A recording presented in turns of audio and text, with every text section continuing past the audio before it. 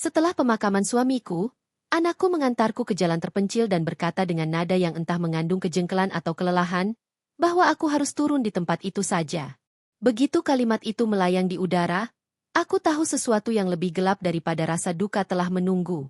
Hawa sore di lereng Merapi seakan ikut menyusut, seakan menelan suara mobil yang perlahan menjauh, meninggalkan aku berdiri di antara pepohonan pinus yang bisu. Jalan tanah itu pernah menjadi tempat suamiku, almarhum Wiryanto, mengajakku berjalan di pagi hari, sekadar melihat embun, sekadar mengingatkan bahwa hidup selalu punya ruang untuk bernapas.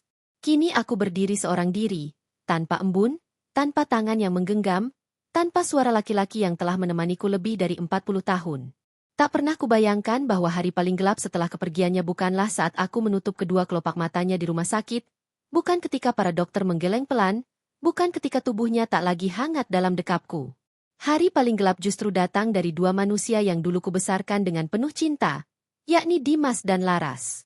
Keduanya anakku kandung, darah dan daging yang kusekolahkan dengan tabungan hasil menjahit, berkebun, dan menahan keinginan pribadi selama puluhan tahun. Keduanya kini hidup di Jakarta dengan segala kilau kota besar yang sering kudengar dari mereka. Kota yang katanya telah membuat mereka sibuk, penting, dan modern. Seharusnya kepulangannya ke desa di lereng Merapi ini menjadi momen mereka kembali merasakan akar. Namun ternyata mereka pulang bukan untuk duka, bukan untuk memeluk jenazah ayahnya dengan tulus, melainkan untuk berbicara tentang warisan yang bahkan belum benar-benar dingin dari tubuh Wiryanto. Bahkan sebelum tanah merah di pemakaman kering, aku mendengar mereka membuka map berwarna coklat, membahas dokumen-dokumen yang belum pernah kulihat sebelumnya. Dimas mengatakan bahwa ayahnya punya wasiat, Laras menambahkan bahwa semuanya sudah ditandatangani saat ayah berada di rumah sakit, di tengah perjuangan melawan kanker yang menghabiskan tubuhnya. Kata-kata mereka terdengar seperti batu, keras, dingin, dan jatuh tepat di dadaku. Puluhan tahun aku merawat suamiku yang keras kepala namun berhati lembut itu. Di tahun-tahun terakhirnya, ketika penyakit mulai menggerogoti organ-organ penting di tubuhnya, aku menjadi penjaga malam yang tak pernah tidur. Aku menyeka keringat dingin dari keningnya, mengganti bantalnya yang basah oleh rasa sakit, dan menahan air mata saat ia memohon agar bisa pulang ke rumah dan melihat kebun cengkeh yang menjadi kebanggaannya. Kebun cengkeh Maluku itu adalah satu-satunya hal yang tidak pernah dia serahkan kepada siapapun selain aku. Ia selalu bilang bahwa kebun itu, meski sederhana, adalah sumber kehidupan kami dan tidak boleh jatuh ke tangan yang salah.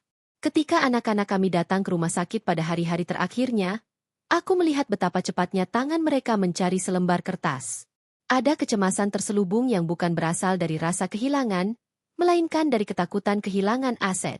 Mereka menanyakan nomor rekening, menanyakan akta tanah, menanyakan sertifikat kebun, dan hal-hal lain yang tidak seharusnya keluar dari mulut anak yang sedang menunggu kepergian ayahnya. Pada malam saat suamiku akhirnya pergi, aku memeluk tubuhnya yang semakin ringan, memohon maaf karena tidak bisa menghentikan rasa sakitnya. Dua anakku menatap jam tangan mereka seakan sedang menghitung waktu untuk keberangkatan pesawat pulang ke Jakarta. Ketika pemakaman selesai, Dimas mengatakan bahwa mereka ingin mengantarku pulang. Aku mengangguk, berusaha percaya bahwa mereka hanya lelah atau terbawa suasana. Namun perjalanan itu terasa pendek dan dipenuhi keheningan yang aneh. Mobil berhenti di jalan setapak yang bukan rumahku, bukan rute pulang, dan bukan tempat yang pernah kuminta untuk diturunkan. Dimas mengucapkan kalimat itu dengan datar, bahwa aku harus turun di sini saja, katanya, karena mereka masih harus menuju kantor notaris di kota. Laras duduk di sampingnya, menunduk sambil menatap layar ponselnya, seakan menolak melihat wajah ibu kandungnya yang baru saja kehilangan suami. Mereka tak menatapku ketika aku membuka pintu mobil dan menjejakkan kaki di tanah dingin itu. Mobil mereka melaju cepat, meninggalkan debu. Aku sendirian, ditinggalkan seperti barang yang tak berguna, seperti beban yang harus disingkirkan agar urusan mereka selesai lebih cepat. Tidak ada permintaan maaf, tidak ada pelukan, tidak ada kata-kata yang bisa membalut luka. Hanya suara mesin yang menjauh dan deru angin Merapi yang melintas di telingaku, seakan menggantikan suara anak-anakku yang hilang entah kemana. Namun, apa yang tidak mereka tahu adalah bahwa aku bukan perempuan yang mudah runtuh. Aku mungkin istri yang lembut, ibu yang memanjakan, wanita desa yang tidak banyak bicara. Tetapi aku juga istri dari seorang laki-laki yang mengajariku kesabaran, kecermatan, dan kecerdikan. Suamiku selalu mengatakan bahwa hidup ini seperti kebun. Kau harus tahu mana yang harus dipupuk, mana yang harus ditebang, dan mana yang harus kau biarkan tumbang oleh angin. Pada tahun-tahun ketika ia mulai sakit, ia menitipkan sesuatu kepadaku, bahwa kebun cengkeh itu sepenuhnya atas namaku, bukan atas namanya. Ia memintaku menyimpan sertifikat itu di tempat yang bahkan anak-anak kami tidak tahu. Ia juga memintaku menjaga beberapa dokumen penting, nota kerjasama, peta tanah, laporan keuangan, yang kelak akan menjadi tameng saat aku membutuhkan perlindungan. Dan hari itu, ketika aku berdiri sendirian di jalan terpencil, aku tahu bahwa tameng itu akhirnya harus kugunakan. Rasa sesak di dadaku perlahan berubah menjadi bara kecil yang panas. Pengkhianatan anak-anak kandungku mulai membentuk sisi lain dari diriku. Sisi yang selama ini kutidurkan karena aku percaya bahwa cinta selalu lebih penting daripada strategi. Namun cinta yang diinjak-injak harus dikubur agar aku dapat berdiri lagi. Maka aku melangkah, meninggalkan jalan setapak itu, menuju kebun kecil yang menjadi saksi hidupku, tempat aku membangkitkan diri dari reruntuhan. Aku berjalan menyusuri jalan berkerikil itu sambil memeluk tubuhku sendiri, bukan karena dingin, tetapi karena ada ruang kosong di dalam dada yang tiba-tiba terasa begitu luas. Langkahku berat, bukan karena lelah, tetapi karena aku sedang menahan gemuruh yang ingin pecah dari dalam diriku. Aku pernah membayangkan skenario paling menyakitkan dalam hidup, tetapi tidak pernah terbayang bahwa kedua anakku sendiri yang akan menyematkan luka itu di punggungku. Sesampainya di ujung jalan, aku menyeberangi kebun kecil milikku, kebun cengkeh Maluku yang selama puluhan tahun menjadi sumber nafkah sekaligus pelipur lara. Ketika suamiku masih sehat, kami sering duduk di bawah pohon cengkeh tertua di lahan itu. Kami memandang gunung yang berdiri megah, membicarakan masa depan anak-anak yang suatu hari akan hidup lebih baik. Di sela-sela tawa, ia mengatakan bahwa ia tidak ingin aku hidup merepotkan anak-anak di usia tuaku.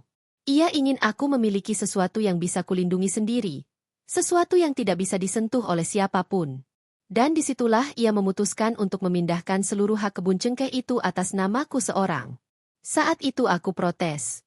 Aku mengatakan bahwa anak-anak pasti akan mengerti dan tidak akan merebut apapun dariku. Namun ia hanya menatapku dengan sorot mata yang begitu memahami dunia, cukup untuk membuatku mengalah. Kini, bertahun-tahun setelah percakapan itu, aku baru menyadari bahwa ia telah menyelamatkanku dari anak-anak yang tidak lagi mengenal batas hormat. Aku masuk rumah kecil kami, membuka pintu tua yang masih berderit sama seperti dulu. Rumah itu sederhana, namun setiap sudutnya penuh kenangan. Ada foto keluarga di ruang tamu, ada bantal kursi yang kubuat sendiri, ada cangkir kesukaan suamiku di atas meja. Semua tampak sama. Namun rasanya berbeda karena satu jiwa yang selama ini menjadi pilar telah pergi untuk selamanya. Aku menutup pintu perlahan dan bersandar pada dinding, membiarkan tubuhku runtuh untuk sementara. Di situ aku menangis, bukan hanya karena kehilangan suamiku, tetapi juga karena kehilangan anak-anakku yang ternyata telah lama pergi jauh sebelum hari pemakaman itu tiba. Tangisku tidak berlangsung lama. Di sela-sela isak, muncul suara lirih dari dalam kepalaku yang mengingatkan bahwa aku punya sesuatu yang harus kuselesaikan. Ada wasiat palsu yang harus dibongkar. Ada konspirasi kotor yang harus kucuci. Dan ada harga diri seorang ibu yang tak boleh dibiarkan diinjak-injak. Aku bangkit, menuju kamar suamiku. Di bawah ranjang, ada sebuah peti kayu berwarna gelap yang hanya aku dan dia yang tahu. Kuncinya kusimpan di lemari kecil di kamar. Dengan tangan sedikit bergetar, aku membuka peti itu. Di dalamnya tersimpan segala yang ia wariskan secara diam-diam. Sertifikat kebun, akta kepemilikan tanah strategis dekat jalan besar, laporan keuangan dari kerjasama dengan beberapa petani dan koperasi, serta berkas-berkas penting lainnya. Ada satu bundel kertas yang paling menarik perhatian. Dokumen kerjasama antara suamiku dan seorang sahabat lamanya, Pak Waluyo, yang bekerja sebagai pengacara keluarga sejak aku masih muda. Kerjasama itu memberi hak kuat kepadaku jika suatu hari terjadi perebutan tanah atau manipulasi dokumen. Suamiku telah mengurus segalanya sebelum ia jatuh terlalu sakit. Seakan sudah tahu bahwa badai suatu hari akan berembus dari arah yang tidak terduga. Malam itu aku duduk di lantai kamar, menata setiap dokumen satu persatu. Aku membaca ulang akta, nota, perjanjian, sertifikat. Semuanya sah, lengkap, dan dibuat dengan penuh perhitungan. Setiap halaman kertas itu terasa seperti tangan suamiku yang masih melindungiku, memastikan aku tidak jatuh ke jurang yang dalam.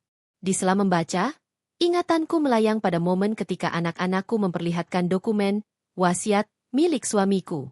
Tulisannya tampak tidak rapi, tanda tangan miring, dan ada stempel yang samar.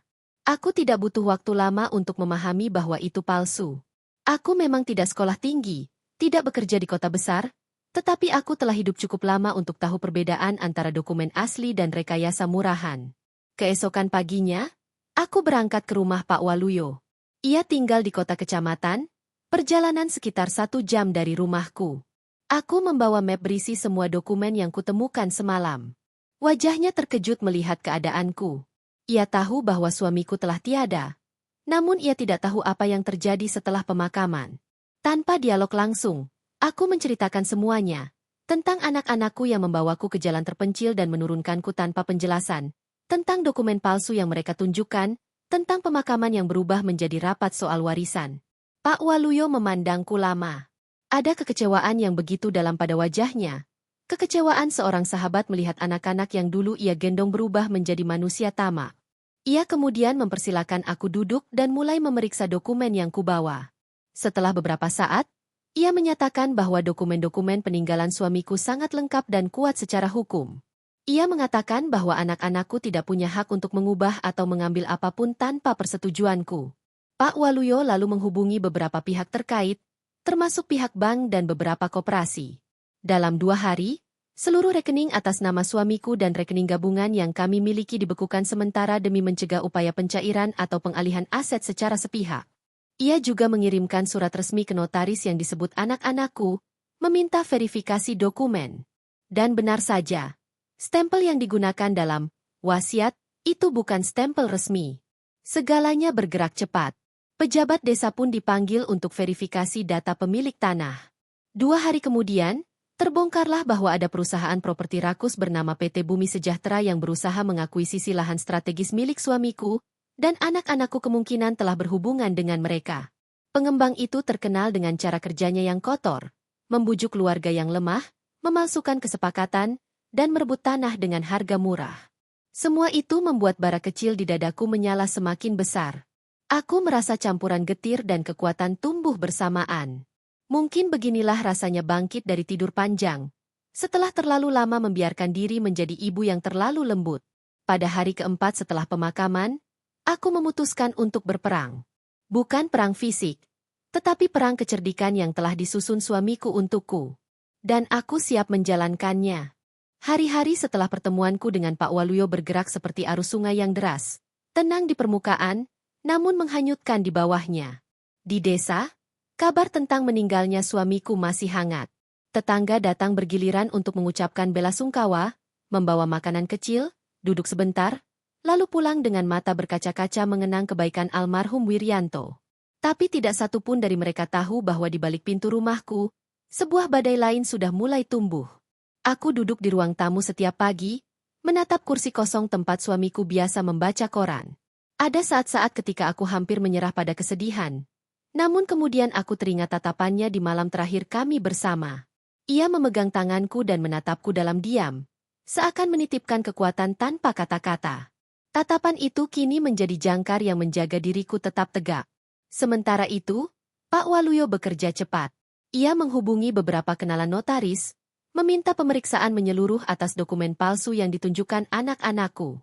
Dari hasil pemeriksaan itu, diketahui bahwa tanda tangan pada wasiat tersebut bukan milik suamiku. Garis goresannya tidak sesuai, tekanan tintanya berbeda, dan bahkan format kertasnya tidak sesuai dengan standar yang biasa digunakan. Tidak butuh waktu lama untuk menyimpulkan bahwa dokumen itu dibuat terburu-buru, mungkin dalam beberapa hari terakhir sebelum suamiku meninggal. Penjelasan itu membuat hatiku berdenyut perih. Tidak ada ibu yang ingin membayangkan bahwa anak kandungnya sendiri berada di balik pemalsuan dokumen almarhum ayahnya. Namun kenyataannya telah duduk di hadapanku seperti cermin retak yang harus kutatap dengan mata terbuka. Aku tidak boleh lagi melihat mereka sebagai anak-anak yang dulu kusuapi bubur, kubelikan seragam sekolah, atau kujaga saat demam. Mereka telah menjadi sosok lain, manusia yang memandang ibunya sebagai hambatan, bukan sebagai rumah. Dalam proses penyelidikan berikutnya, terkuak pula bahwa Dimas dan Laras telah bertemu perwakilan PT Bumi Sejahtera beberapa kali. Mereka mendiskusikan potensi penjualan tanah strategis milik suamiku, tanah yang merupakan bagian dari warisan keluarga dari generasi ke generasi. Perusahaan itu menawarkan nilai yang jauh di bawah harga wajar. Namun anak-anakku tampaknya lebih peduli pada kecepatan dan kemudahan transaksi daripada nilai sebenarnya. Pada hari ketika semua temuan itu terkumpul, aku duduk di dapur sambil menatap cangkir teh hangat yang tak kunikmati. Ada perasaan pahit yang sulit dijelaskan. Percampuran antara dikhianati, terluka, namun sekaligus tercerahkan. Karena di balik semua rasa sakit itu, aku menemukan sesuatu yang telah lama hilang dari diriku. Keinginan untuk melindungi diri sendiri, bukan hanya melindungi anak-anak. Beberapa jam kemudian, aku menerima kabar dari Pak Waluyo bahwa rekening atas nama suamiku telah resmi dibekukan oleh bank. Tidak ada Rp1 pun bisa dipindahkan tanpa persetujuanku. Lalu 2 hari kemudian, surat resmi dikirim ke kantor PT Bumi Sejahtera yang menyatakan bahwa proses negosiasi apapun terkait tanah milik suamiku dihentikan karena adanya indikasi manipulasi dan pelanggaran hukum. Langkah kecil itu membuatku merasa seperti sedang mengangkat pedang pertama dalam peperangan panjang. Aku tahu pertempuran sesungguhnya belum dimulai. Karena tak lama setelah itu, telepon genggamku mulai berdering. Tiap deringan membawa nama yang sama, Dimas. Lalu Laras. Keduanya menelepon berkali-kali, namun aku tidak mengangkat satu pun. Untuk pertama kalinya dalam hidupku, aku merasa tidak perlu lagi menjawab panggilan anak-anakku sendiri. Aku tidak lagi ingin mendengar alasan yang mungkin hanya akan menjadi luka baru. Diamku adalah dinding keras yang akhirnya kupasang setelah bertahun-tahun kubiarkan diriku terbuka dan rapuh. Pada hari ketiga sejak kebijakan pembekuan rekening dan penghentian kerjasama, aku mendengar suara sepeda motor berhenti di depan rumah. Aku mengintip dari balik jendela, dan kulihat Dimas berdiri di samping motornya, menatap rumah kami dengan wajah yang terlihat gelisah. Tidak lama kemudian, Laras datang dengan mobil sewa, langkahnya cepat, seakan baru saja berlari dari sesuatu yang memburunya.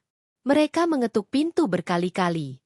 Ketukan itu keras, seperti mencoba memecahkan dinding antara kami. Namun aku tetap diam. Aku berada di kamar, duduk di lantai sambil memeluk lutut.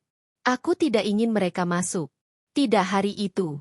Tidak dengan pikiran mereka yang masih terisi oleh warisan, aset, dan keuntungan. Mereka menyebut namaku dari luar, menyebut panggilan, Ibu, yang dulu terasa hangat. Namun kini hanya terdengar seperti gema kosong yang tidak lagi memiliki tempat di hatiku. Ketukan itu terus berlanjut selama beberapa menit.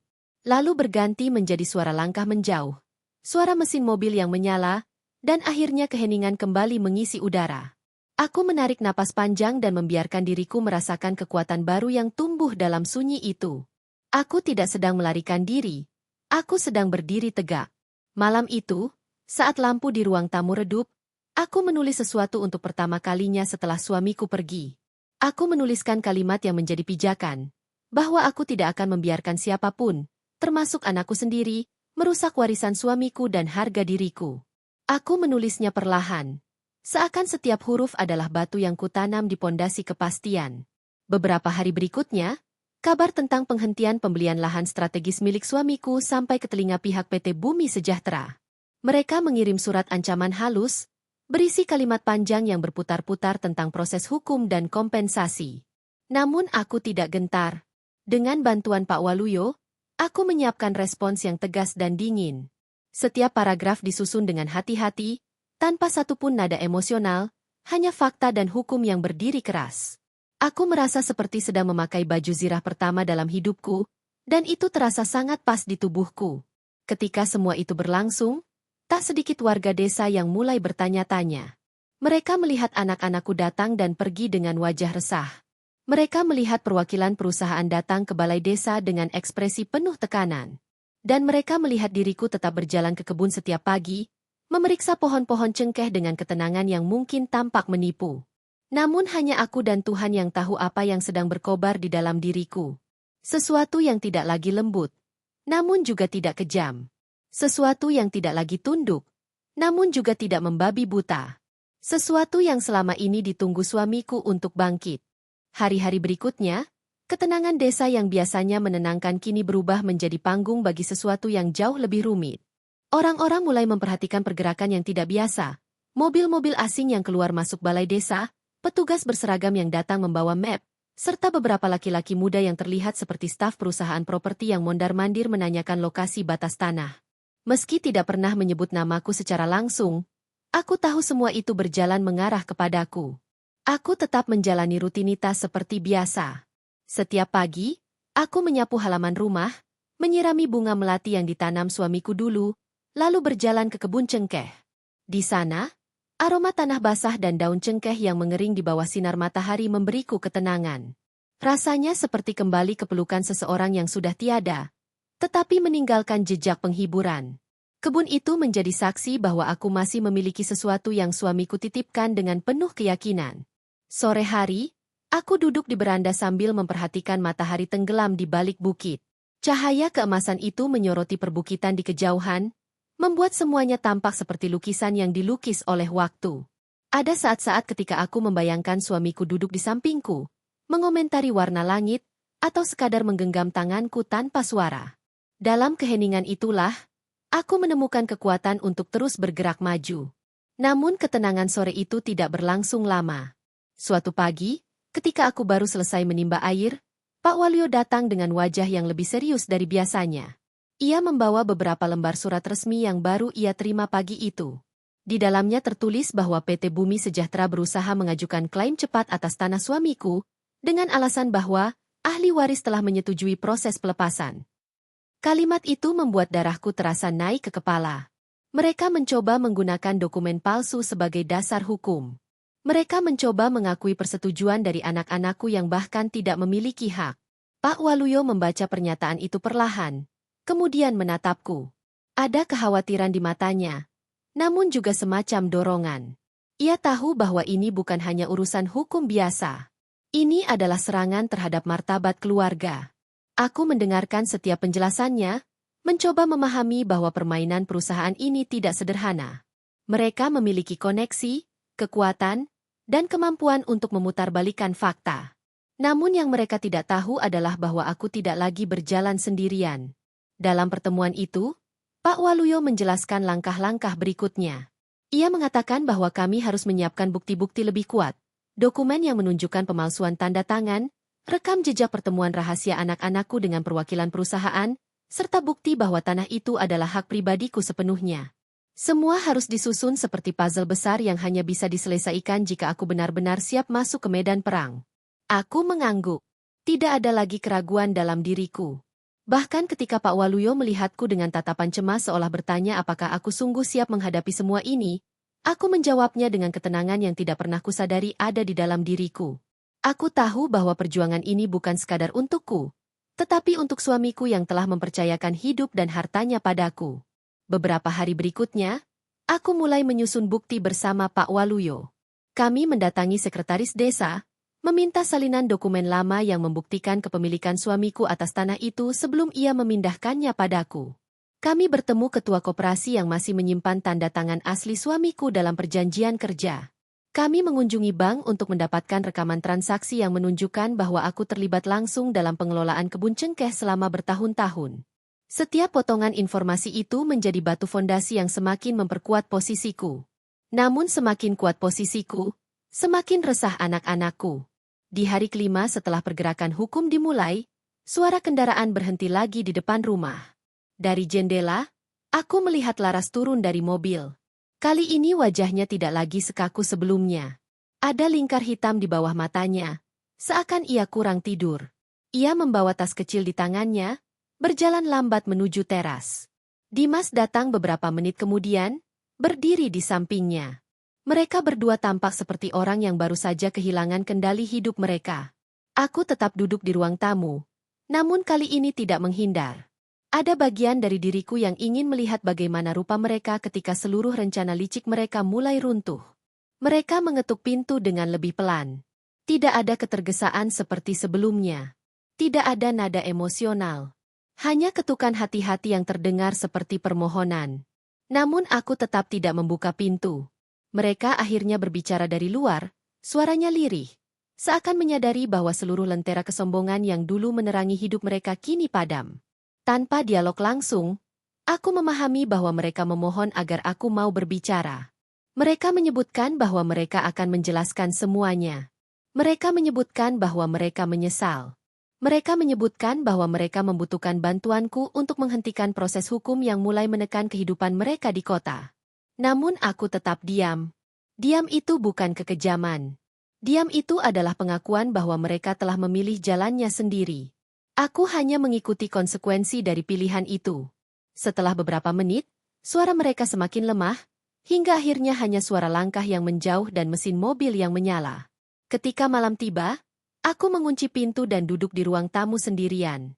Tidak ada suara selain detak jam dinding. Aku merasakan sesuatu yang dulu tidak pernah kurasakan. Ketenangan dari keputusan yang benar. Aku telah menjadi ibu yang memaafkan terlalu lama. Kini aku menjadi perempuan yang melindungi dirinya sendiri. Dan aku tahu bahwa besok, hari berikutnya, dan hari selanjutnya, aku akan terus melangkah ke arah penyelesaian. Hari berikutnya, berita lain datang dari Pak Waluyo. PT Bumi Sejahtera mulai mengalami tekanan dari investor karena adanya laporan manipulasi dokumen dalam proyek lain. Beberapa kasus lama mulai dibuka kembali. Aku mendengarkan kabar itu dengan perasaan yang sulit dijelaskan. Ada kepuasan kecil, namun juga kesedihan. Rasanya seperti menonton pohon yang dulu sombong dihantam badai yang ia tanam sendiri. Namun aku tidak ingin berpuas diri. Pertempuran belum selesai. Aku masih harus menghadapi anak-anakku secara langsung dalam ruang hukum. Aku masih harus memutus hubungan dengan cara yang sah, formal, dan tidak bisa diganggu-gugat. Aku masih harus berdiri di hadapan mereka sebagai seseorang yang pernah mereka abaikan, singkirkan, dan rendahkan, tetapi kini berdiri tegak dengan seluruh kebenaran. Dan aku siap untuk itu. Hari persidangan pertama dimulai dengan udara pagi yang terasa lebih berat dari biasanya. Gedung pengadilan negeri itu tampak dingin, dengan dinding-dinding putih yang seolah memantulkan kembali setiap kenangan pahit yang pernah kulewati. Aku melangkah masuk dengan langkah perlahan tapi pasti, memakai baju sederhana berwarna biru tua. Tidak ada aksesoris mahal, tidak ada penampilan yang dibuat-buat. Hanya aku, seorang ibu yang datang untuk mengambil kembali martabatnya. Di dalam ruang sidang, Bima dan istrinya sudah duduk terlebih dahulu. Mereka terlihat gelisah, tapi berusaha menyembunyikannya dengan ekspresi datar yang dipaksakan. Tatapan Bima sempat bertemu denganku. Namun ia cepat-cepat memalingkan wajah. Seperti seseorang yang takut melihat pantulan dosa-dosanya sendiri. Kuhela napas panjang. Bukan karena ragu. Tapi karena hari itu adalah momen yang kutunggu. Momen ketika semua dinding kepura-puraan runtuh. Ketika hakim masuk, suasana langsung berubah hening. Sidang dibuka. Namaku dipanggil sebagai pihak penggugat. Aku berdiri, suaraku mantap saat menyampaikan pernyataan pertama. Yang mulia, saya berdiri di sini bukan sebagai orang tua yang menuntut hartanya kembali, tapi sebagai seorang manusia yang selama ini diperlakukan seolah tidak memiliki hak untuk hidup layak. Rumah itu adalah warisan kerja keras saya dan almarhum suami. Saya hanya menuntut satu hal, keadilan. Ruangan sunyi. Saksi-saksi mulai dipanggil. Bukti-bukti ditampilkan. Rekaman percakapan Bima dengan calo properti. Bukti transfer yang dilakukan tanpa persetujuanku.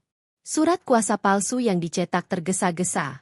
Semua ditunjukkan dengan tenang oleh pengacaraku, membuat wajah Bima memucat sedikit demi sedikit.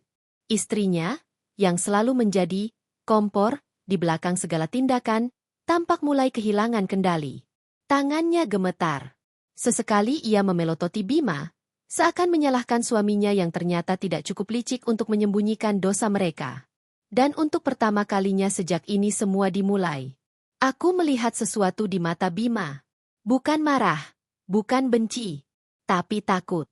Ketika hakim menunda sidang untuk minggu depan, aku berdiri dan meninggalkan ruangan tanpa menatap mereka lagi. Bukan karena sombong, tapi karena aku tidak punya kewajiban lagi untuk memberi mereka kelembutan yang dulu kuberikan tanpa syarat. Di luar gedung, angin berhembus lembut, menerpa wajahku seperti sentuhan hangat yang tidak pernah kutemukan dari anak kandungku sendiri. Aku menatap langit. Pertempuran baru saja dimulai. Tapi aku tidak sendirian lagi. Ada hukum, ada kebenaran, ada diriku yang akhirnya berani berkata, cukup. Dan aku tahu, dari titik ini, hidup mereka tidak akan pernah sama lagi. Sidang berikutnya berlangsung beberapa hari kemudian. Pagi itu, udara terasa lebih gelap dari biasanya. Seolah langit pun ikut menahan napas menunggu apa yang akan terjadi. Aku datang lebih awal bersama pengacaraku, Budini, perempuan parubaya yang tegas, jujur, dan sudah seperti saudara bagiku sekarang. Ia tahu setiap luka yang kutanggung, setiap detail tentang wasiat palsu, setiap desahan panjang yang keluar dari bibirku di malam-malam paling sunyi. Di lorong pengadilan, langkahku menggema. Ada sensasi aneh, antara gugup, lega, dan sebuah keberanian yang muncul dari tempat paling dalam di hatiku. Selama puluhan tahun, aku hidup hanya untuk melayani suami dan kedua anakku. Hari ini, untuk pertama kalinya, aku hidup untuk diriku sendiri. Ketika pintu ruang sidang dibuka, semua kepala menoleh. Bima, Nadia, dan masing-masing pasangan mereka sudah duduk di kursi tergugat. Ekspresi mereka tampak kacau. Bima terlihat lebih kurus. Ada lingkaran hitam di bawah matanya, tanda bahwa ia jarang tidur. Mungkin karena rasa bersalah. Atau mungkin karena rasa takut kehilangan sesuatu yang sejak awal bukan haknya. Nadia, di sisi lain, tampak berusaha menahan air mata. Ada ketidakpastian di wajahnya. Tapi aku tidak lagi mencari tanda-tanda penyesalan dari mereka. Hatiku telah menutup pintunya rapat-rapat. Sidang dimulai. Hakim memanggilku sebagai pihak yang harus memberikan pernyataan tambahan. Aku berdiri perlahan. Suaraku tenang, tapi aku bisa merasakan seluruh ruangan menyimak setiap kata yang akan keluar dari mulutku. Aku mengatakan bahwa rumah itu bukan sekadar bangunan. Itu adalah tempat aku dan suamiku membesarkan mereka. Tempat kami melewati musim hujan pertama setelah menikah. Tempat kami menyaksikan mereka tumbuh dari bayi yang rapuh menjadi manusia dewasa yang kini berdiri di hadapan kami tanpa sedikit pun rasa hormat. Aku mengatakan bahwa aku tidak datang untuk meminta belas kasihan, tetapi untuk menegaskan bahwa setiap orang berhak atas martabatnya, termasuk seorang ibu yang telah dianggap tidak berguna pada hari paling kelam dalam hidupnya. Aku mengatakan bahwa ketika mereka membuangku di jalanan setelah pemakaman suamiku, mereka bukan hanya membuang tubuhku, tetapi juga membuang seluruh kebaikan yang pernah kutanamkan di hati mereka. Ruangan tetap hening. Tidak ada satupun yang berani bergerak. Ketika aku duduk kembali, hakim meminta kedua anakku memberikan tanggapan. Bima bangkit. Wajahnya penuh tekanan, dan suaranya bergetar. Ia mencoba menyelamatkan dirinya dengan alasan yang klise, bahwa semua ini hanyalah kesalahpahaman, bahwa ia tidak berniat jahat, bahwa ia terpaksa menjual rumah itu karena kebutuhan mendesak. Kata-kata yang hampa, tanpa tulang, tanpa kejujuran sedikit pun. Hakim hanya mencatat tanpa ekspresi. Nadia, ketika gilirannya tiba, hanya menunduk. Ia meminta maaf, tapi itu bukan jenis maaf yang keluar dari hati. Itu adalah maaf yang keluar dari rasa takut kehilangan harta. Aku menonton mereka dengan mata yang tidak lagi berair. Bukan karena aku kuat, aku sudah menangis terlalu banyak sebelumnya. Tapi karena seluruh air mataku sudah habis untuk mereka. Setelah mendengar semua, hakim akhirnya menyatakan bahwa pemalsuan surat kuasa dan manipulasi dokumen keluarga adalah tindakan melawan hukum. Ia memutuskan bahwa seluruh aset, termasuk kebun mangga Arum, harus dikembalikan sepenuhnya kepada pemilik aslinya, aku. Bima dan Nadia diwajibkan menandatangani pencabutan klaim hak waris yang mereka perebutkan melalui jalan kotor. Ketika hakim mengetuk palu, rasanya seperti beban puluhan tahun terangkat dari bahuku. Suara itu menggema, masuk ke dadaku, lalu menghancurkan sisa-sisa belenggu yang selama ini kupikul. Di luar ruang sidang, Bima sempat mendekat. Ia tidak bicara keras. Ia hanya memanggilku pelan, seperti anak kecil yang kehilangan pegangan. Ada penyesalan yang terlambat di matanya. Tapi aku hanya memandangnya sejenak. Dalam hati, aku berkata bahwa aku tidak membencinya. Aku hanya mengikhlaskannya. Mengikhlaskan segalanya. Aku melangkah pergi tanpa menoleh lagi. Dan untuk pertama kalinya dalam hidupku, aku merasakan apa arti kebebasan yang sesungguhnya. Aku bukan lagi ibu yang mereka abaikan. Aku bukan lagi perempuan yang berdiri di bawah bayang-bayang siapapun. Aku adalah diriku sendiri, Ratna Santoso, yang akhirnya bisa berdiri tegak dengan kepala terangkat. Dan perang berikutnya adalah melawan PT Bumi Sejahtera. Mereka mungkin memiliki kekuasaan dan uang. Tapi aku memiliki kebenaran, tanahku sendiri, dan nama suamiku yang harus kutegakkan. Aku siap. Setelah persidangan hari itu, langkahku terasa jauh lebih ringan meski tubuhku masih diliputi kelelahan. Ada sesuatu di dalam diri yang berubah. Untuk pertama kalinya dalam hidupku, Aku merasa seperti seseorang yang sudah lama tenggelam di dasar sungai dan akhirnya muncul ke permukaan, menghirup udara segar setelah sekian lama tercekik. Namun kemenangan itu baru sebagian kecil dari perjalanan yang harus kutempuh. Di depan, masih ada raksasa besar yang harus kuhadapi, PT Bumi Sejahtera. Nama yang dulu hanya kudengar dari obrolan suamiku dengan teman-temannya, kini menjadi simbol keserakahan yang hampir menghancurkan hidupku. Pak Waluyo menghubungiku sehari setelah sidang. Suaranya terdengar lebih serius daripada biasanya. Ia menyampaikan kabar terbaru, investigasi internal mulai membuka kasus-kasus lama yang selama ini disembunyikan dengan rapi. Banyak proyek mangkrak ditemukan memiliki pola kecurangan yang sama. Beberapa investor sudah menarik diri. Bahkan ada rumor bahwa direktur utama perusahaan itu akan dipanggil oleh kejaksaan untuk diperiksa. Mendengar itu, aku terdiam lama. Ada kepuasan kecil. Seperti melihat seseorang yang dulu berdiri di puncak menara akhirnya tergelincir oleh kelicinan tangannya sendiri.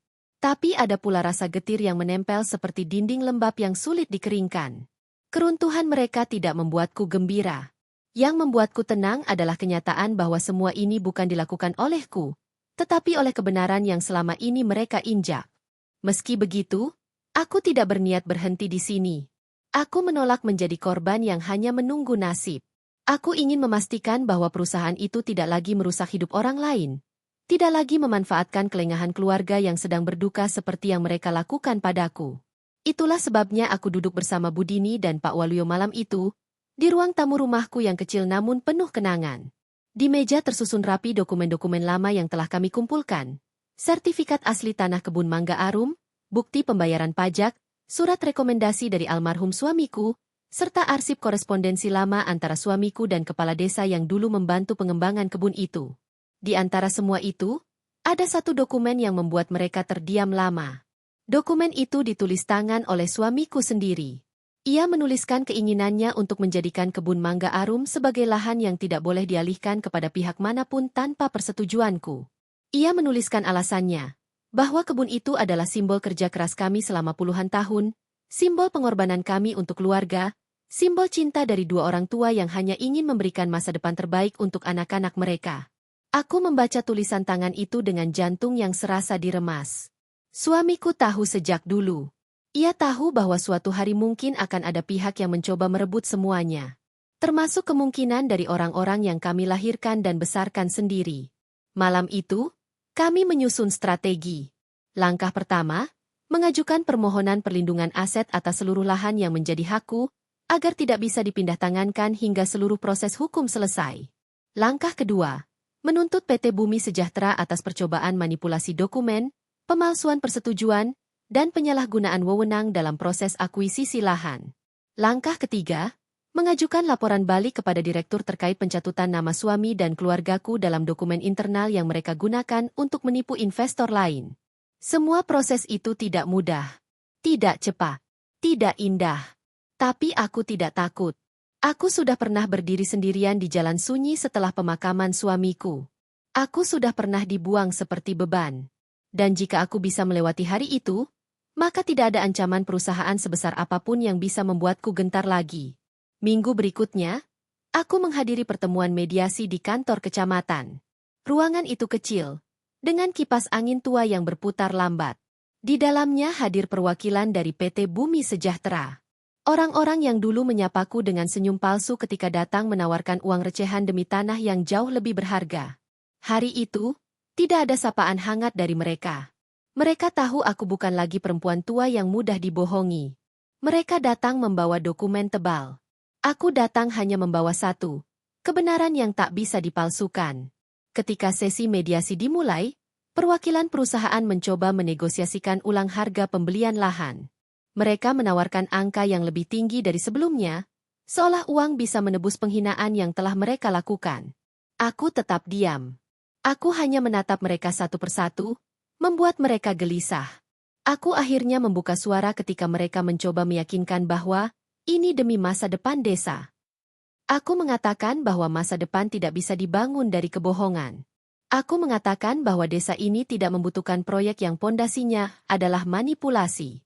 Aku mengatakan bahwa tanah itu bukan hanya aset, tetapi amanah dari suamiku. Dan ketika mereka mencoba memaksa dengan nada yang lebih tinggi, aku memberi mereka jawaban yang tidak bisa dinegosiasikan. Aku akan melawan. Sampai akhir. Sampai perusahaan kalian runtuh sekalipun. Suasana langsung menegang. Tidak ada yang berani bicara. Mereka sadar ancaman itu bukan kemarahan kosong, tetapi sebuah tekad yang lahir dari luka yang sangat dalam. Pertemuan itu berakhir tanpa kesepakatan. Tapi bagiku, itu adalah kemenangan pertama dalam perang yang lebih besar. Aku pulang ke rumah dengan perasaan campur aduk. Ada rasa lega. Ada sedikit ketakutan. Namun yang paling dominan adalah sebuah keyakinan baru, bahwa aku telah kembali menjadi diriku sendiri. Dan malam itu, ketika duduk di beranda memandangi pohon mangga yang mulai berbunga, aku merasakan suamiku seolah berdiri di sampingku, diam, bangga, dan memegang tanganku seperti dulu. Aku menghela napas panjang. Pertempuran masih jauh dari selesai. Tapi aku tidak akan mundur. Kebebasan yang selama ini kutunggu sudah mulai terlihat dari kejauhan, dan aku akan berjalan ke arahnya, tidak peduli seberapa terjal jalannya. Hari-hari setelah pertemuan mediasi itu menjadi penuh dengan pergerakan sunyi yang tidak banyak diketahui orang. Dari luar, hidupku terlihat seperti biasa. Bangun pagi, menyapu halaman, menyiram bunga, lalu duduk di teras sambil menyeruput teh. Namun di balik rutinitas itu, aku sibuk mengumpulkan bukti, menghadiri pertemuan dengan pejabat desa, memeriksa dokumen-dokumen lama, serta terus berkoordinasi dengan Budini dan Pak Waluyo. PT Bumi Sejahtera mulai terlihat goyah. Mereka mengirim surat, telepon, dan bahkan utusan yang mencoba membujuk. Beberapa dengan nada manis, beberapa dengan nada mengancam. Tapi semua itu tidak lagi membuatku goyah. Aku sudah pernah kehilangan suami. Tidak ada apapun yang lebih menyakitkan dari itu. Di tengah kabar kemelut yang mengelilingi perusahaan itu, seorang kenalan lama suamiku datang berkunjung. Namanya Pak Suradi. Teman kuliah almarhum dan mantan pengawas proyek di Departemen Pemerintahan. Tubuhnya sudah renta, tapi pikirannya tetap tajam. Ia datang membawa map coklat berisi laporan lama terkait proyek-proyek PT Bumi Sejahtera di desa-desa lain. Laporan itu menunjukkan pola kelicikan yang sama, manipulasi harga, penekanan terhadap warga, pemalsuan persetujuan, dan tanda tangan yang direkayasa. Ketika membuka lembar demi lembar dokumen itu, aku terdiam lama. Ada rasa marah yang merayap pelan ke dadaku. Namun ada pula rasa syukur, karena suamiku telah menjaga orang-orang baik di sekelilingnya. Orang-orang yang kini berdiri di sisiku di saat paling genting. Dengan dokumen itu sebagai amunisi, langkah kami semakin terarah. Pengacara Budini mengajukan laporan resmi ke kejaksaan. Pak Waluyo membantu menyusun kronologi lengkap. Kepala desa memberikan bukti pemanggilan palsu yang dulu dilakukan perusahaan tanpa persetujuannya. Dan perlahan, berita tentang kasus ini mulai menyebar dari mulut ke mulut. Desa yang dulu diam kini mulai membicarakan keberanianku. Sebagian memberi dukungan. Sebagian lagi terkejut bahwa seorang ibu tua seperti aku berani melawan perusahaan besar. Namun aku tidak butuh tepuk tangan. Aku hanya butuh keadilan untuk keluargaku. Dan untuk suami yang telah kubaktikan hidupku. Suatu sore, ketika matahari mulai turun perlahan di balik kebun dan cahaya oranye memantul di permukaan daun mangga, sebuah mobil hitam berhenti di depan rumah. Aku tahu mereka bukan orang desa. Pakaian terlalu rapi, sikap terlalu hati-hati. 3 perwakilan dari PT Bumi Sejahtera keluar. Mereka datang dengan wajah yang jauh lebih pucat dibanding pertemuan sebelumnya. Raut panik tidak lagi mampu mereka sembunyikan. Mereka meminta berbicara empat mata. Aku tidak membiarkan itu terjadi. Pak Waluyo dan Budini berdiri di sampingku. Mereka mulai dengan nada lembut, terlalu lembut hingga terasa seperti racun. Mereka mengatakan ingin berdamai. Mereka menawarkan kompensasi yang jauh lebih besar. Mereka menyebut angka yang belum pernah kulihat sepanjang hidupku. Namun aku hanya mendengarkan dalam diam. Setelah mereka selesai bicara, aku bertanya satu hal. Kenapa mereka begitu ingin memiliki tanah itu? Awalnya mereka mencoba mengelak. Namun ketika aku menyebut nama investor besar yang kabarnya akan masuk, dan proyek rahasia yang ingin mereka luncurkan, mereka terdiam. Wajah mereka berubah. Mereka tahu aku tidak lagi bisa dibohongi. Dan saat mereka mencoba memohon, aku menyampaikan jawaban yang sudah kupersiapkan sejak lama. Aku tidak menjual tanah itu.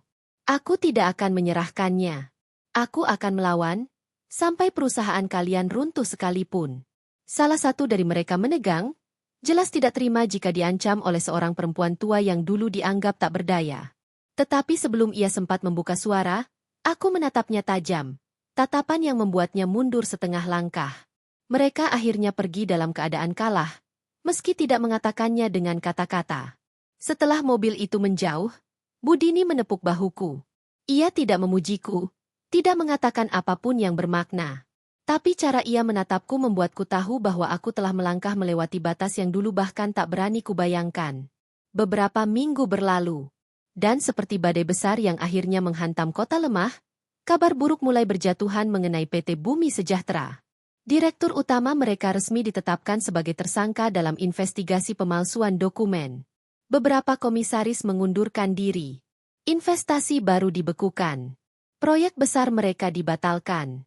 Pemeriksaan demi pemeriksaan dilakukan, dan nama perusahaan itu perlahan tenggelam di kubangan lumpur yang mereka buat sendiri. Di surat kabar lokal, headline hari itu tertulis tentang skandal properti yang menyeret perusahaan besar.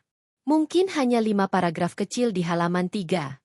Tapi bagiku, 5 paragraf itu terasa seperti keadilan yang akhirnya ditemukan setelah tersesat lama di lorong gelap. Aku duduk di teras rumah, membaca pelan-pelan sambil memegang cangkir teh hangat. Angin sore menerpa wajahku lembut. Di bawah sana, kebun mangga berbunga semakin lebat. Burung-burung kecil bermain di dahan, seolah merayakan kemenangan kecil yang tidak banyak orang tahu. Namun aku tidak pernah melupakan satu hal. Sementara perusahaan itu runtuh, aku masih harus menyelesaikan satu pertempuran terakhir. Membereskan hubungan dengan anak-anakku secara sah dan tertulis. Aku harus memaksa mereka menandatangani surat pencabutan klaim waris, mencabut seluruh hak mereka atas rumah dan kebun, dan mengakhiri hubungan kami untuk selamanya dalam dokumen resmi negara. Aku siap. Hati ini sudah berhenti berharap pada keturunan yang sudah membuangku di jalan sunyi malam itu. Dan kini, saatnya mereka menghadapi konsekuensi dari pilihan yang mereka buat sendiri. Hari ketika aku harus berhadapan kembali dengan Bima dan Nadia akhirnya tiba. Bukan di ruang sidang lagi, melainkan di kantor notaris untuk menandatangani dokumen yang akan memutus hubungan kami secara sah dan tanpa celah hukum. Pagi itu, aku terbangun lebih awal dari biasanya. Ada rasa sesak di dada, bukan karena takut, tapi karena tubuhku seolah tahu bahwa ini adalah hari di mana aku harus benar-benar melepaskan dua manusia yang dulu kubesarkan dengan cinta tanpa batas. Aku mandi, memakai kebaya sederhana berwarna krem, kebaya yang dulu sering kupakai ketika menghadiri acara kantor bersama suamiku. Bukan karena ingin tampak berwibawa, tetapi karena aku ingin suamiku hadir bersamaku di hari yang sangat berat ini. Ketika aku sampai di kantor notaris, Bima dan Nadia sudah ada di sana. Mereka duduk berdua, tanpa pasangan masing-masing, mungkin sengaja agar terlihat lebih baik di mata hukum. Namun kehadiran mereka tanpa pendamping justru membuat ruangan itu terasa lebih kosong. Bima tampak semakin kurus, seolah beban hidup beberapa bulan terakhir menggerogoti tubuhnya. Nadia terlihat pucat, matanya sembab seperti habis menangis. Tetapi aku tidak datang untuk menghibur mereka. Tidak hari ini. Tidak setelah apa yang mereka lakukan. Notaris menjelaskan prosedur dengan suara yang datar dan profesional. Di meja sudah ada setumpuk dokumen, pencabutan klaim waris, pernyataan tidak ada hak atas aset keluarga, dan dokumen yang menyatakan bahwa hubungan kami putus secara hukum dan administratif. Disinilah bagian yang paling menyakitkan itu terjadi. Ketika dokumen disodorkan ke mereka, Bima tiba-tiba menatapku. Tatapan itu kosong, seperti seseorang yang kehilangan arah hidup. Ia bertanya dengan suara rendah, tanpa dialog langsung, hanya narasi yang menggambarkan isi kata-katanya. Apakah benar aku ingin memutus hubungan? Apakah tidak ada sedikit pun maaf di hatiku? Aku menatapnya lama. Dan di dalam tatapan itu, aku kembali melihat semua kenangan. Bima kecil yang dulu memelukku ketika takut petir. Bima remaja yang kubiarkan menangis saat patah hati pertama. Bima dewasa yang berkali-kali kupuji meski ia jarang pulang. Namun di dalam tatapan itu juga, aku melihat Bima yang membuangku di jalan sunyi malam setelah pemakaman suamiku. Bima yang memalsukan tanda tangan ayahnya yang sekarat. Bima yang ingin menjual rumah dan kebun tanpa sedikit pun memikirkan nasibku. Kenangan baik itu tidak hilang. Tapi luka yang ia buat jauh lebih dalam dari segala kebaikan yang pernah ada. Jadi aku hanya menggeleng pelan. Sesuatu yang membuat tubuhnya gemetar. Nadia menunduk. Bahunya bergetar pelan. Ia seperti ingin bicara, seperti ingin memohon, tapi tidak ada satu kata pun keluar dari bibirnya. Air mata jatuh satu-satu ke permukaan meja. Namun aku tetap diam. Aku tidak menuntut balas dendam pada mereka. Aku hanya menuntut jarak. Jarak yang seharusnya mereka buat sejak hari pertama mereka melukainya. Jarak yang kini harus diabadikan dalam tinta hitam di atas kertas. Dengan tangan gemetar, keduanya menandatangani dokumen yang telah disiapkan. Nama mereka tergores, dan dengan itu, hak mereka lenyap. Ketika semuanya selesai, mereka tidak pergi. Mereka tetap duduk di kursi, seolah menunggu sesuatu. Mungkin mereka berharap aku berubah pikiran. Mungkin mereka berharap aku akan berkata bahwa aku masih ibu mereka. Tapi aku hanya berdiri, merapikan map berisi dokumen milikku, lalu memandang mereka untuk terakhir kalinya. Bukan tatapan benci. Bukan tatapan dendam. Hanya tatapan kosong seorang ibu yang akhirnya berhenti berharap. Kemudian aku melangkah pergi. Tidak ada kata perpisahan. Tidak ada pelukan. Tidak ada salam terakhir. Di luar, udara terasa berat. Angin tidak berhembus. Dan ketika aku turun dari tangga kantor notaris itu, aku menyadari satu hal. Hubungan kami telah berakhir. Bukan hanya secara hukum, tetapi juga secara batin. Aku telah mengubur dua anakku yang masih hidup. Dan anehnya, untuk pertama kalinya, aku merasa bebas. Beberapa hari setelah itu, berita tentang kehancuran PT Bumi Sejahtera mencuat semakin besar. Direktur utama mereka resmi ditahan. Kasus-kasus lama terbongkar satu persatu. Investor asing menuntut ganti rugi. Dan perusahaan itu, yang dulu berdiri megah di atas keserakahan, hancur ibarat bangunan rapuh yang diterjang badai. Aku tidak bersorak. Aku tidak merayakan kekalahan mereka. Tetapi aku merasa puas melihat bahwa dunia ini masih punya cara untuk mengembalikan keseimbangan. Setelah semua urusan hukum selesai, aku kembali ke rumah yang dulu hampir direbut oleh orang-orang yang kusebut anak. Kebun mangga arum tumbuh semakin subur. Udara desa terasa lebih hangat. Dan di teras rumah, aku mulai menulis rencana untuk sebuah program sosial. Program yang akan kuberi nama suamiku. Program pendidikan gratis untuk anak-anak miskin di desa.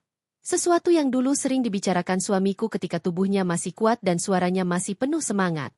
Beberapa hari kemudian, ketika memandangi matahari yang tenggelam di balik pepohonan mangga, aku tersenyum kecil.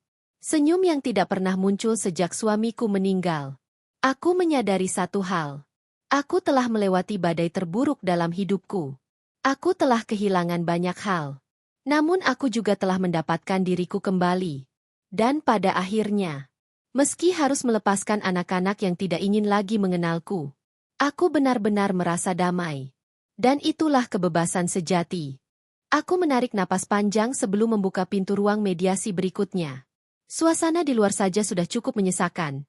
Pengacara mondar-mandir, suara printer, bisikan antar staf hukum.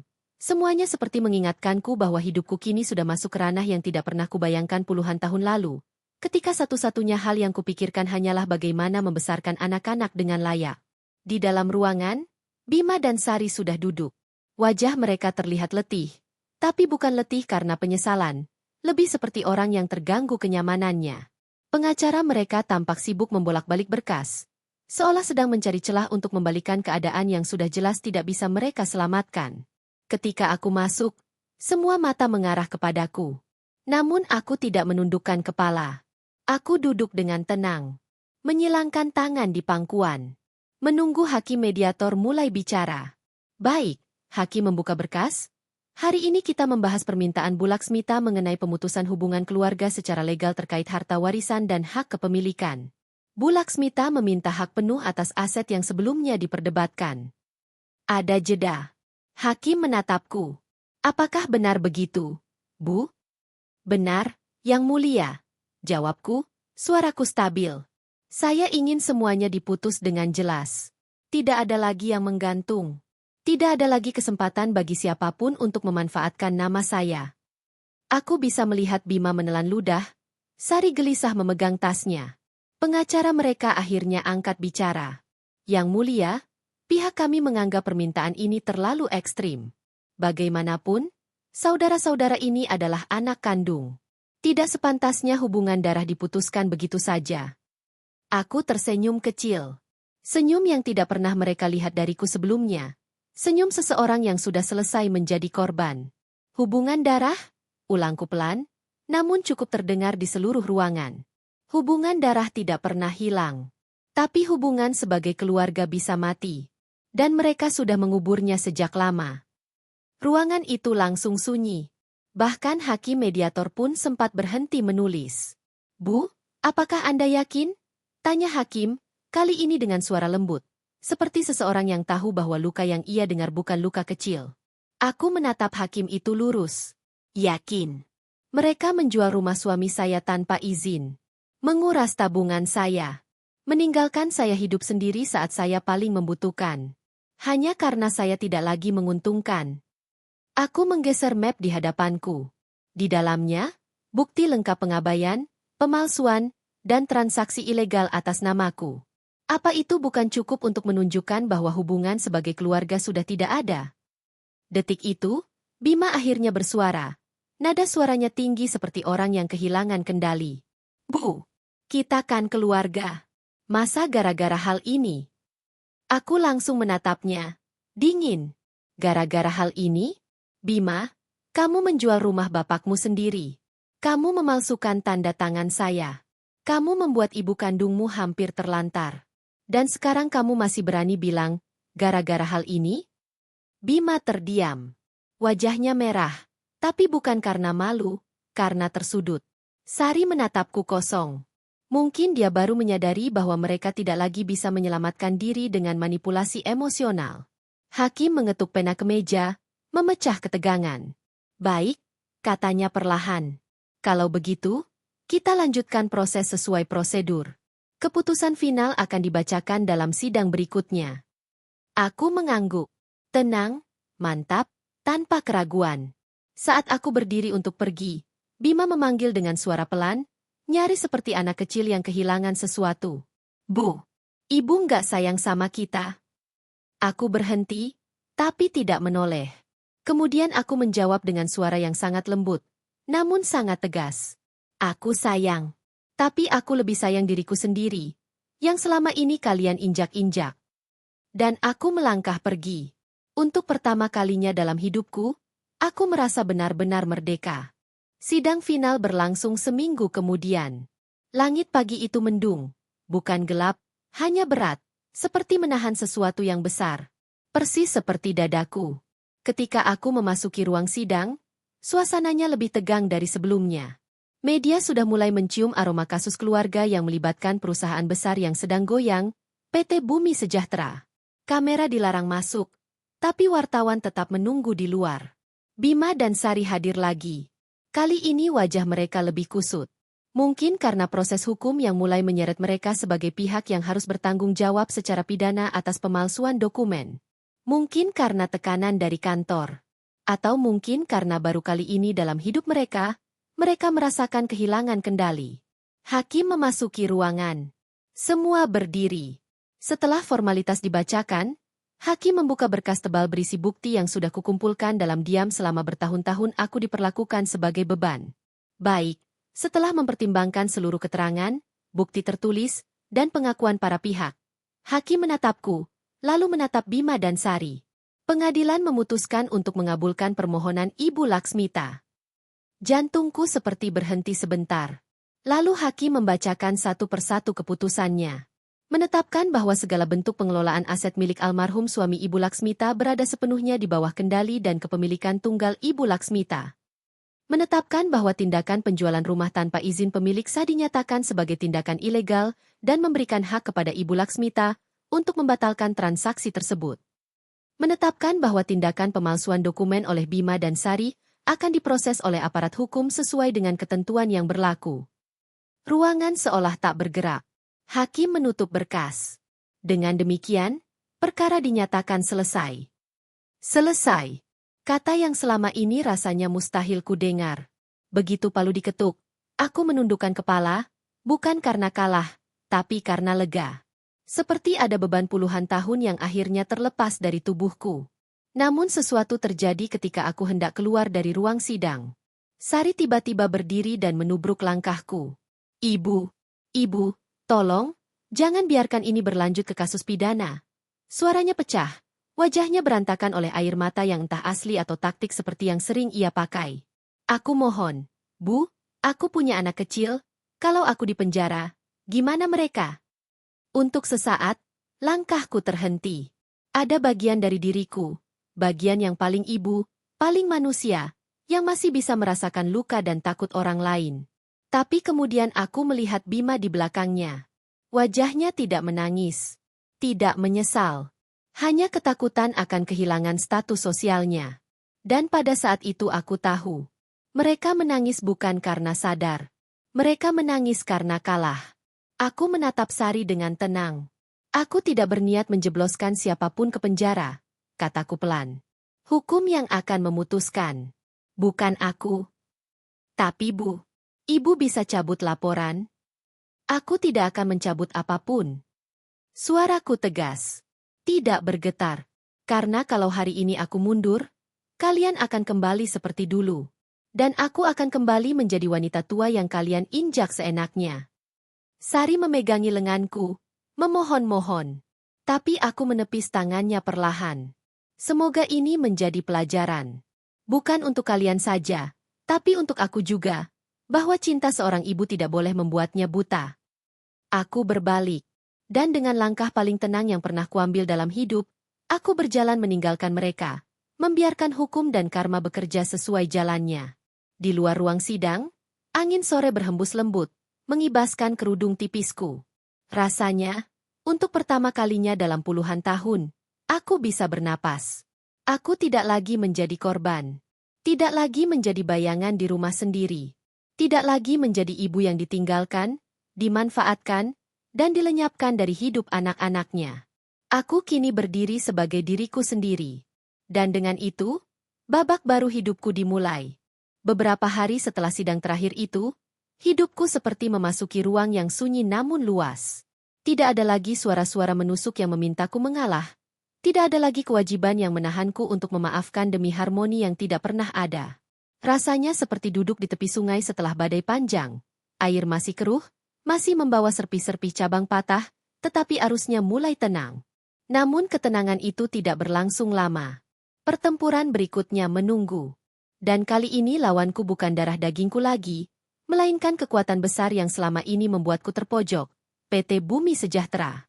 Ketika aku tiba kembali di desa lereng Merapi, Pak Waluyo sudah menungguku di teras rumah. Wajahnya tampak lebih lega.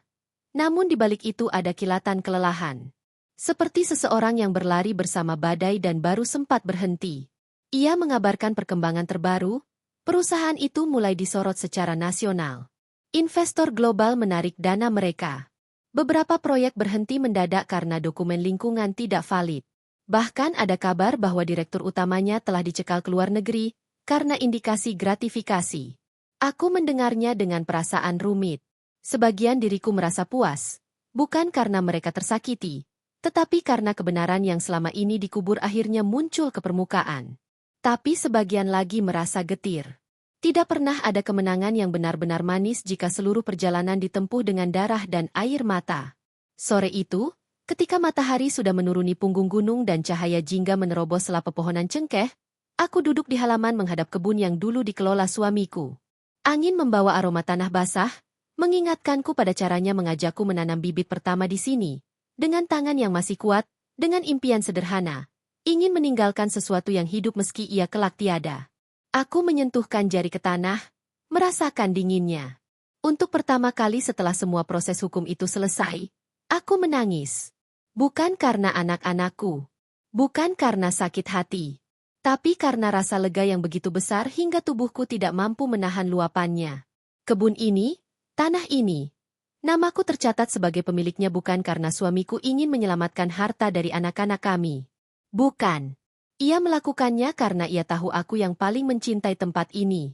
Di malam sebelum kematiannya, saat tubuhnya sudah terlalu lemah untuk bergerak, ia berkata dengan suara nyaris tak terdengar bahwa rumah dan kebun ini adalah simbol dari hidup kami bersama. Ia ingin agar aku melanjutkannya, menjaganya, dan menjadikannya tempat damai jika suatu hari hidup tidak lagi memihakku. Kini aku memahami maksudnya sepenuhnya. Beberapa hari berlalu, dan kabar buruk bagi PT Bumi Sejahtera terus bergulir. Mereka berusaha mendekatiku, menawarkan uang, proyek kerjasama, bahkan meminta maaf melalui surat yang ditandatangani oleh Direktur Utama. Surat panjang berisi alasan, dalih, dan janji akan memperbaiki nama baik perusahaan. Aku membacanya sambil tersenyum pahit. Di masa muda, aku pernah menjadi wanita yang mudah luluh oleh kata-kata baik. Aku sering memaklumi, memaafkan, menganggap semua orang punya niat yang baik. Tapi hidup telah mendidikku dengan cara yang keras. Aku merobek surat itu perlahan, lembar demi lembar, tanpa amarah. Hanya dengan kejelasan bahwa aku tidak akan membiarkan mereka mengambil satu langkah pun lagi ke tanahku. Sementara itu, proses pidana untuk Bima dan Sari mulai berjalan. Mereka tidak ditahan, hanya dikenai kewajiban lapor dan penyitaan beberapa dokumen. Banyak orang di desa bertanya mengapa aku tega membiarkan anak-anak kandungku berurusan dengan hukum. Aku hanya menjawab singkat, aku tidak melakukan apa-apa. Mereka yang memilih jalannya sendiri. Yang tidak mereka tahu adalah bahwa aku menangis diam-diam setiap malam sebelum tidur. Aku rindu wajah anak-anakku yang dulu kecil, yang dulu berebut duduk di pangkuanku, yang dulu memanggilku, ibu, dengan suara paling polos yang pernah ada. Tapi aku tidak merindukan mereka yang sekarang. Aku merindukan anak-anak yang sudah mati jauh sebelum suamiku pergi. Malam itu, aku duduk sendirian di dapur, ditemani lampu minyak dan suara jangkrik. Hujan mengetuk genteng pelan, membuat suasana rumah terasa seperti pelukan yang lama hilang. Aku sadar, ada satu langkah terakhir yang harus kujalani sebelum aku benar-benar bebas. Suatu hari sebelum proses pidana berlanjut ke tahap berikutnya, aku memanggil Pak Waluyo ke rumah. Kami duduk di ruang tamu yang sederhana, ditemani secangkir teh hangat. Ia mendengar maksudku tanpa berkedip. Aku ingin memutus hubungan hukum dengan kedua anakku sepenuhnya. Bukan hanya soal warisan, bukan hanya soal aset, tetapi tentang garis yang memisahkan kehidupanku dari mereka untuk selama-lamanya. Pak Waluyo menanyakanku sekali lagi untuk memastikan aku tidak sedang dikuasai emosi sementara. Aku menjawab bahwa aku sudah memikirkannya selama berbulan-bulan, bahkan selama bertahun-tahun. Saat anak-anak membuangku di jalan itu, kataku, sebenarnya aku sudah tidak punya anak lagi. Pak Waluyo mengangguk. Ada rasa sedih di wajahnya, tapi juga penghormatan. Karena ia tahu, semua ini adalah pilihan yang lahir dari luka paling dalam. Esoknya, proses hukum untuk pencabutan hubungan kekeluargaan dimulai. Tidak mudah, tidak cepat, tetapi setiap tahap yang kulalui membuat langkahku terasa lebih ringan. Sementara itu, PT Bumi Sejahtera semakin runtuh. Direkturnya resmi menjadi tersangka. Para investornya mundur. Media menyoroti pelanggaran yang selama ini mereka tutupi. Perusahaan itu, yang dulu terlihat seperti raksasa, kini roboh seperti pohon tua yang lapuk di dalam.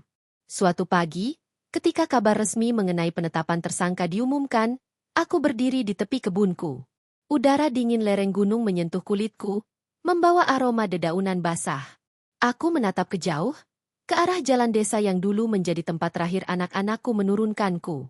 Tempat yang dulu menjadi titik terendah hidupku. Kini, tempat itu menjadi tanda kemenangan yang tidak pernah aku duga. Aku menutup mata. Angin berhembus pelan, seolah membisikkan sesuatu. Mungkin itu suara suamiku. Atau mungkin hanya imajinasi. Tapi rasanya begitu nyata.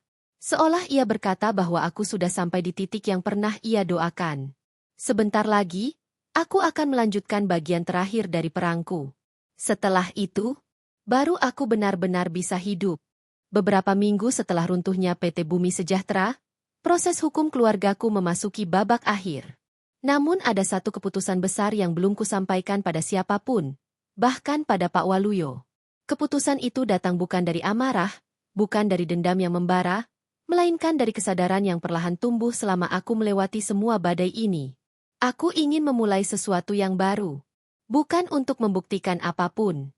Bukan untuk balas dendam lagi. Tapi untuk mengisi kekosongan yang selama puluhan tahun terbungkus oleh pengorbanan.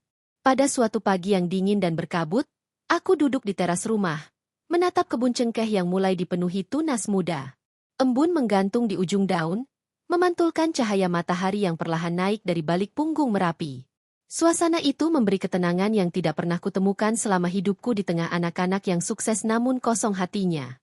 Saat itulah aku mengambil keputusan. Setelah semua proses hukum selesai, aku akan membangun program sosial atas nama suamiku, program pendidikan dan pertanian kecil untuk anak-anak desa. Sesuatu yang hidup, sesuatu yang tumbuh. Tidak seperti hubungan yang telah mati dan tidak bisa diselamatkan lagi. Beberapa hari kemudian, aku dan Pak Waluyo kembali menghadiri pertemuan resmi dengan pejabat desa dan tokoh masyarakat. Ruangan balai desa sederhana itu dipenuhi aroma kayu tua, dan di luar jendela terdengar suara ayam serta langkah-langkah warga yang lalu lalang. Aku menjelaskan niatku dengan suara pelan namun mantap, tanpa drama, tanpa kesombongan. Aku hanya mengatakan bahwa kebun dan sebagian hasil panennya nanti akan dialokasikan untuk membantu pendidikan anak-anak desa, terutama anak yatim dan keluarga petani. Pejabat desa terkejut. Beberapa wanita yang ikut rapat mengusap sudut mata mereka. Mereka bilang suamiku akan bangga. Mereka bilang aku wanita kuat. Mereka bilang aku ibu yang baik. Sebutan itu tidak lagi melukaiku, tidak lagi membuatku merasa gagal. Aku menerimanya dengan kepala tegak. Ketika proses pidana anak-anakku memasuki tahap lanjutan, aku menerima surat panggilan sebagai saksi. Aku datang, menjawab pertanyaan sesuai fakta, tidak lebih dan tidak kurang. Tidak ada niat menjatuhkan, tidak ada keinginan menyelamatkan. Aku berdiri di posisiku sebagai seseorang yang pernah dikhianati, tetapi tidak ingin menghabiskan sisa hidup dengan menyimpan racun dalam hati. Setelah sesi itu, aku keluar dari gedung kejaksaan dan melihat Bima berdiri jauh di koridor. Ia tidak mendekat, tidak memanggilku. Tidak ada air mata di wajahnya kali ini. Hanya kelelahan dan rasa kalah yang begitu jelas. Pada momen itu, aku merasakan sesuatu yang aneh. Aku tidak marah lagi. Aku tidak ingin memeluknya. Aku juga tidak ingin berbaikan.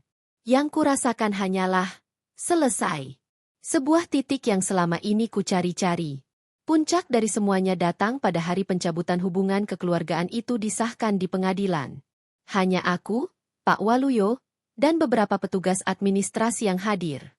Tidak ada media. Tidak ada sorakan. Tidak ada drama. Ketika hakim menandatangani dokumen itu, aku merasakan sesuatu bergeser di dalam dada. Setengah hidupku yang lama akhirnya lepas. Tidak kembali. Tidak boleh kembali. Aku mengucapkan terima kasih pada hakim, lalu keluar dari ruangan itu dengan langkah yang sangat ringan. Lebih ringan daripada langkahku saat keluar dari kehidupan anak-anakku di pengadilan sebelumnya. Di luar, angin sore mengibaskan kerudungku, seolah ingin menghapus bekas-bekas luka yang masih menempel. Aku tidak menangis, tidak juga tersenyum. Aku hanya merasa bebas. Kabar runtuhnya PT Bumi Sejahtera akhirnya benar-benar pecah di berita nasional. Direktur ditahan. Para petingginya diperiksa. Proyek-proyeknya dibekukan. Warga desa yang dulu hampir kehilangan tanah kini aman, bahkan mendapat pendampingan hukum dari lembaga pemerintah. Aku membaca berita itu sambil duduk di serambi, menatap kebun yang tampak semakin subur. Aku tidak merasa bangga, tidak merasa sombong. Hanya merasakan keadilan bekerja dengan ritmenya sendiri. Lambat, kadang menyakitkan, tapi pasti. Beberapa bulan kemudian, kehidupan baruku akhirnya benar-benar dimulai. Aku bangun setiap pagi untuk menyiram tanaman, melihat anak-anak desa berlalu lalang menuju sekolah bantuan yang kami bangun bersama warga, mendengar tawa mereka mengisi udara pagi. Aku sering duduk di beranda, memandang pohon-pohon cengkeh yang membesar seiring waktu. Mereka seperti mengingatkanku pada perjalanan hidupku sendiri. Cukup kuat untuk bertahan dari badai, cukup sabar untuk tumbuh pelan-pelan. Kadang aku berbicara pada suamiku dalam hati. Mengabarkan padanya bahwa aku baik-baik saja. Bahwa tanah yang kami cintai tetap hidup, tetap harum, tetap menjadi tempat pulang yang damai.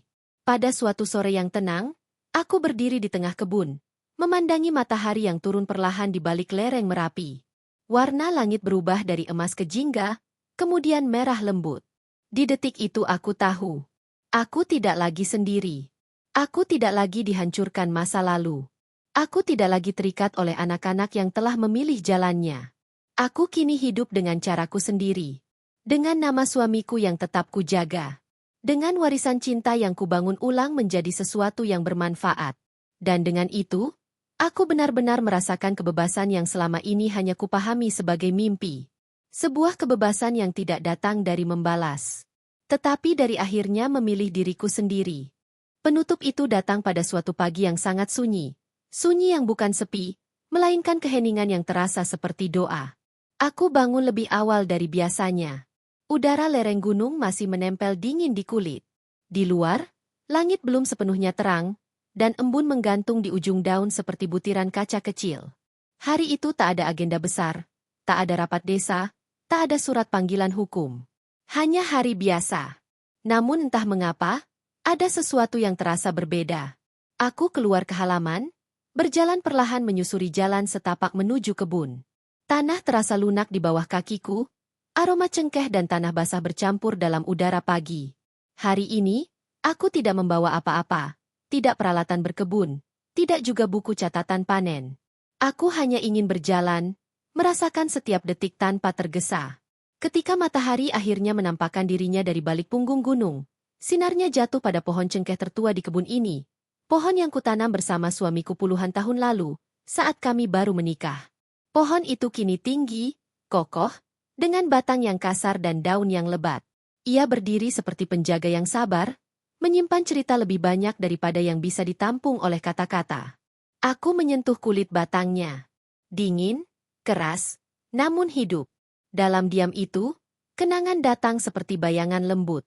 Wajah suamiku saat pertama kali kami melihat tanah ini, senyum kecilnya ketika ia bilang tempat ini akan menjadi warisan paling berharga untuk anak-anak kami. Tawa kami ketika hujan tiba-tiba turun saat menanam bibit pertama, bahkan bisikan terakhirnya, pesan yang dulu tak ku mengerti, namun kini menjadi cahaya dalam hidupku. Aku menghela napas panjang. Semua luka, pengkhianatan, pemalsuan, pembuangan di jalan sunyi, pertarungan hukum, sampai runtuhnya perusahaan tamak, semua itu kini terasa seperti bagian dari perjalanan yang menuntunku ke titik ini. Titik di mana aku bukan lagi seorang ibu yang ditinggalkan. Bukan lagi seorang janda yang dikasihani.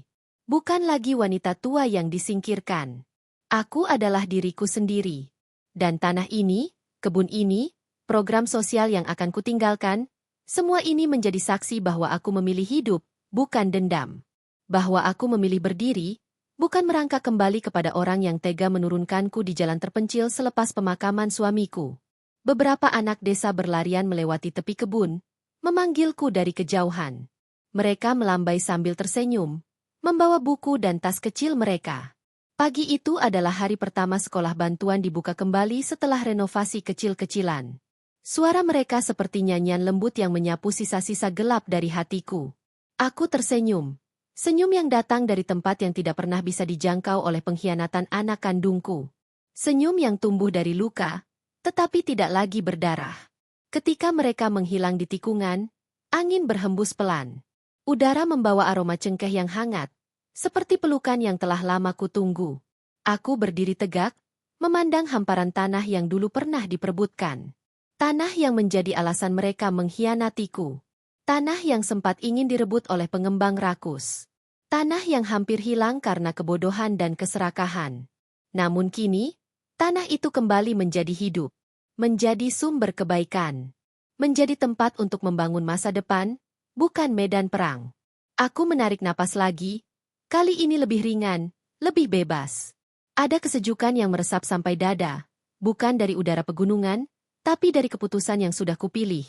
Aku tidak akan kembali ke masa lalu, tidak akan menunggu siapapun, tidak akan menyesal. Aku telah melepas anak-anakku dari hatiku. Aku telah melepas kesedihan yang menguburku selama bertahun-tahun.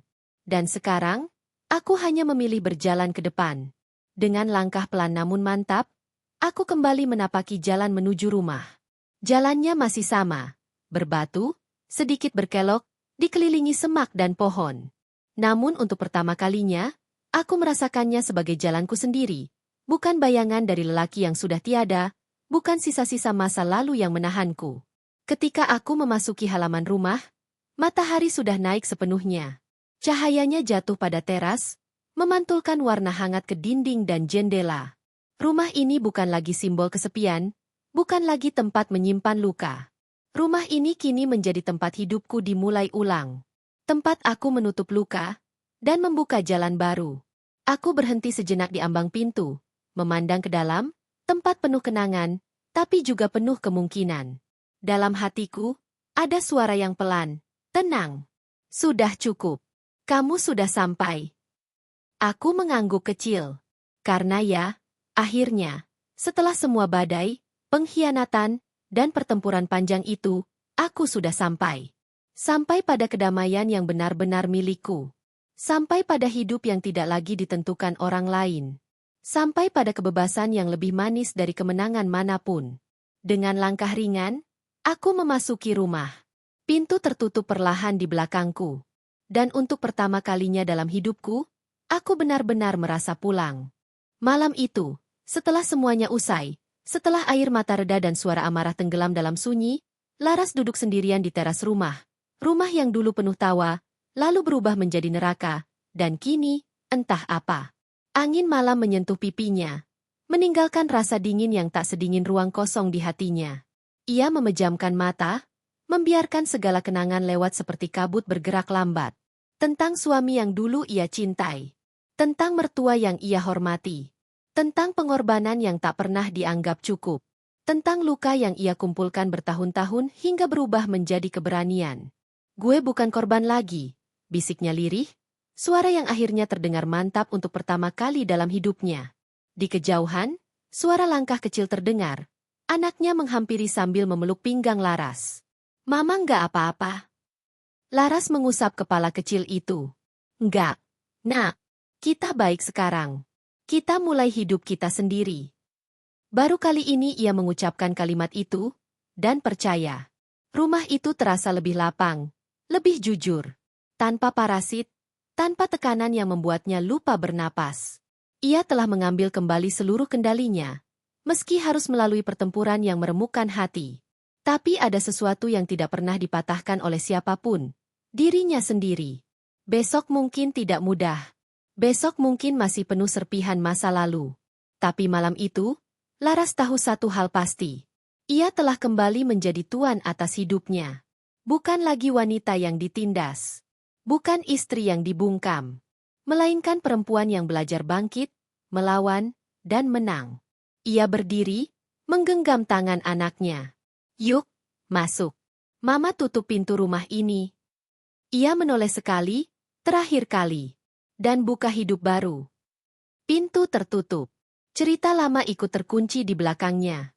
Dan untuk pertama kali setelah sekian lama, Laras tersenyum.